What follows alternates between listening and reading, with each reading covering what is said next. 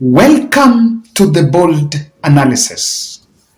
President William Samoei Ruto is very cautious with the people in power and the people himself has placed. And in what has been seen in public since the cabinet was formed, there seems to be different sky team that really ran the show in his absence. And power is very sweet, but it's also very delicate. So in terms of even presidency, the political power is one power that you get through an electoral process. So whether you get it integral, the integrity level of the electoral process, or you make your way mechanism, your rigging mechanism, then that depends on your mantra. I want to mention these 5 members of cabinet that are calling the shots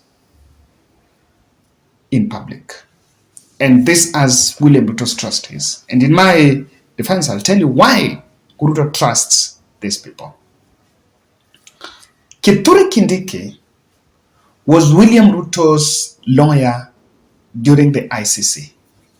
This is a man that was even in Senate leadership and was ousted by former President Uhuru Kenyatta, allegedly for standing with William Ruto. Kithure Kindiki is the holder of Kenya Kwanza Power, is the author of Kenya Kwanza Power Sharing document. And Ruto even wanted him to be the running mate. But Mudavadi-Gachagua bulldozed himself to it because there was more than just getting a running mate, but there were also plots. But Gachagua wanted to be the next Mount Kenya kingpin. The reason why that position could not go to Kindiki. Kindiki holds the powerful security docket that also is a middle ministry between Rigathi Gachagua and Musalia Mudavadi. So he is also one of the leaders that is in William Ruto's succession race. I remember during the campaign trail, Ruto went to Tharaka Nithi and told them that when he's going to leave power, then the likes of Kindiki are going to pick up. The second member of that sky team is Kipchumba Murkomen. He is a man that holds a very powerful transport and infrastructure docket. This is the docket that holds some of the multi-billion deals, or rather infrastructural projects in this country. That's SGR, Nairobi Expressway. Talk about the dam and everyone, even though the dam also falls under Alice Wahome's ministry. He's been meeting delegation and is also tribesman, one of the trusted allies of William Samoei Ruto, who was with him from the days of the URP. He's been recycled in the cabinet. Kipchumba Murkomen is the most powerful Kalenjin leader after William Ruto now. So if Kalenjin is to front someone to be on Ruto's succession, that is Murkomen. Aden Duale was picked in the defense docket. And that defense docket is also a national security docket. Apart from that, Duale was a former URP operative. So in terms of people who are the ranking members of URP and became ranking members of UDA, founding and ranking members, that is Aden Bare Duale. Those 3 men. I want to add into that list Simon Chelugui. He is the holder of a very powerful ministry that is close to William Ruto's agenda. That is the Hustler Fund. The Hustler Fund falls under that ministry. He was brought in the cabinet to cut Gideon Moi to size. I remember in 2017, he wanted to vie as a governor. And Ruto asked him to go and vie as a Senate so that he could unseat Gideon Moi, but he couldn't manage in 2017. Then Chirchir is another Kalenjin ranking member. This is a man that Ruto brought back in government in the wee days of his tenure as deputy president. And during that time, after he was ejected in 2015 over some graft charges, which was really reported as maybe political witch hunt, Ruto brought him and appointed him as the chief of staff in the office of deputy president. And he was a powerful operative during the electioneering period, was one of the chief agents of William Ruto. And after that, he was reappointed in the powerful docket of energy, the docket that he was holding before he was removed in cabinet in 2015. So you can see how this has been a very powerful cabinet. These five are the Sky team. The Sky team are the team that are closest to William Ruto. And reports also indicate that even in the respective permanent secretaries that have been appointed, there are members who have an idea or were given a say on who they were going to work with as a PS, but others were just imposed on them. And there was a bit of discontent why some of them were not involved, like in Mudavadi-Gachagua's office or Mudavadi's office. What exactly did they have a say on who was coming to be the PS? There have been a latest public confusion, I want to call it confusion, over the importation of maize. It's not about the GMO. I think let's put the GMO aside. This is on who is supposed to import the maize, who is supposed to do the gazette notice, and who should be speaking about it. Yesterday, Mithika Linturi, the Agriculture CS, met a governor's caucus that is in charge of agriculture committee, that in charge of agriculture at the Council of Governors. And he made announcement that he's the custodian of the statistics of how much, the amount of maize we need in this country, or the level of our food security.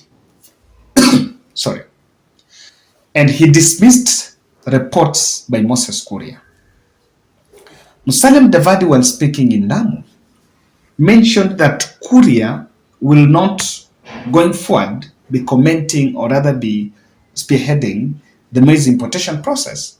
And that process is supposed to be done by the agriculture CS. That was the position of Mudavadi. I have seen Mudavadi-Gachagua quiet.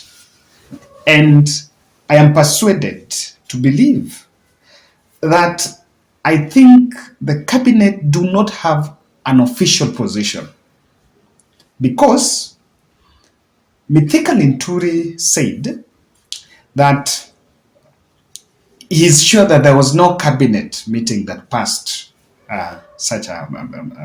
maybe such a plan. The same position that I think even Mudavadi's hold. But Moses Kuria made a threat saying that, look here, I'm going to sign. I'm going to sign an invitation. So what exactly happened? There is a lot of secrecy shrouded in it. That's what other people have called cabinet cracks. And in this video, I want to tell you, number one, that Kenya Kwanza was formed with a forced convenience. It's convenience, but it was a forced convenience. There are some people that were brought in the cabinet for regional, politics.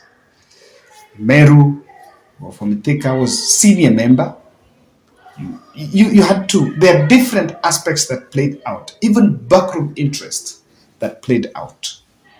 And Ruto have crafted this, and this is equally important. And I don't support him in this move, because you have a cabinet that just few months in office is already showing voices of discontent. Kindly subscribe to our channel, click the notification bell, and also like our video. Kenya Kwanza, I think Ruto is interested and is crafting such a move to protect integrity of classified data. There is some classified data, agreements, deals that are signed. And he will not want to be at the same place where Uhuru Kenyatta was.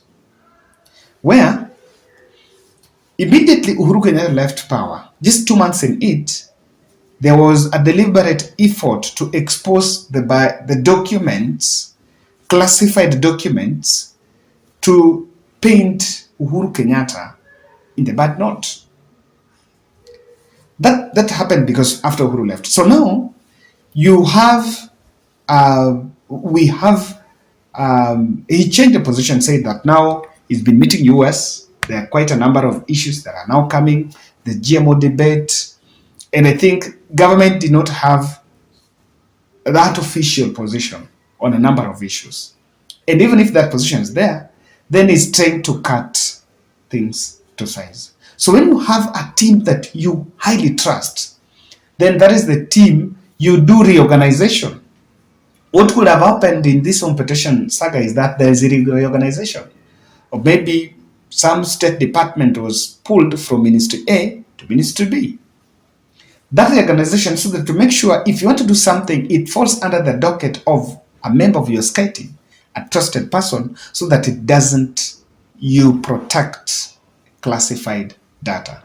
Protection of classified data is important, number one, because some of those documents can be used for political merit by your competitors or even people within cabinet. And I think it's equally in the interest of avoiding exposing government secrets or failures to hawk-eyed opposition front. I can tell you, the members, the people who are in government, quite a number. Just before I did this video, someone sent me a photo telling me, Kevin, I'm back to my home ministry. Yes, to the ministry. I've been taken back to my home ministry. So what are we saying? What we're saying here is there are quite a number of issues, and because of those cracks, you need such a team, your most trusted people. I think Ruto wants to manage succession politics. And if you look at the people that I've told you are in the succession, in that SCI team, I have proposed Kindiki and Murkomen. That team is already a ticket for William Ruto's succession. That's already a ticket on its own. Kindiki, Murkomen. It's a ticket.